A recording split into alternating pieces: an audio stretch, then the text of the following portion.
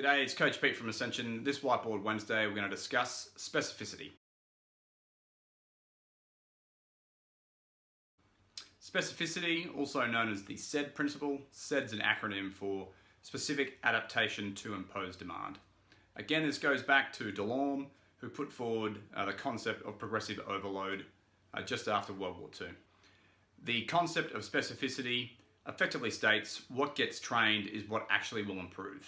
Whilst that seems relatively simple enough, understanding specificity and how to best apply it to elicit positive adaptations is where it gets slightly tricky.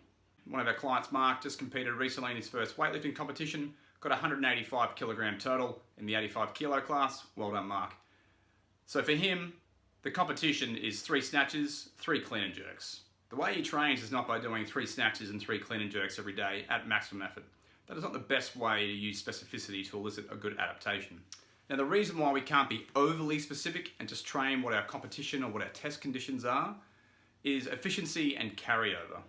Just conducting max effort snatches, clean and jerks, or max effort squat, bench press and deadlift is not an efficient way, and it's not going to cause a suitable training stress that will result in a carryover of the training quality and the technical aspects we're trying to adapt.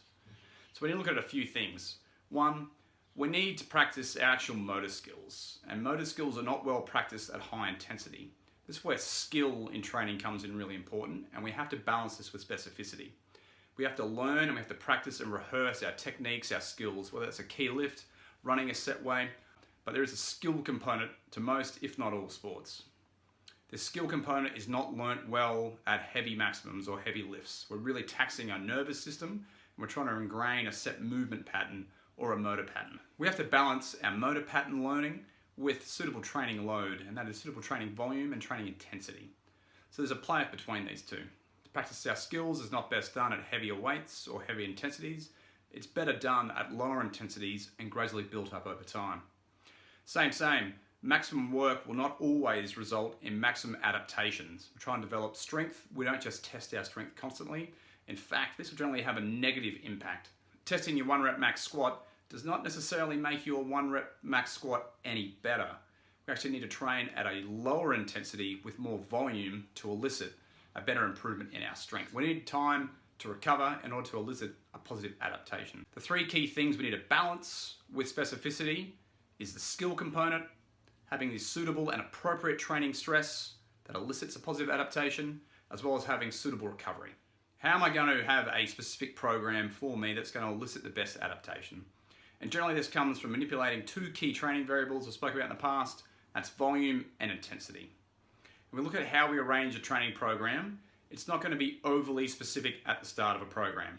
We want to develop a general athletic base before we start doing overly rigorous competition standards with our training. The same, even if we're a recreational lifter, we don't just want to practice our max attempts. So we'll manipulate volume and intensity. And generally we'll start off with higher volumes, lower intensity, and build in a progressive manner to high intensity at a lower volume. This also replicates how we train over the long term. Regardless of our age, we should apply a general developmental system that starts more generalized and builds to a specific style of training. Some key takeaways with specificity. At the start of our training program or training cycle should be more generalized in the beginning and build on its specificity. Concurrently, we'll see an increase in the intensity and a general decrease in volume. This will result in building a more general athletic base at the start and then preparing for our competition or testing towards the end. Some other key takeaways for specificity is do not be in a rush to be overly specific with our training. We don't want to replicate test conditions constantly. We don't want to replicate competition conditions constantly as well. These are not necessarily suitable to eliciting positive adaptations or improvements in our training.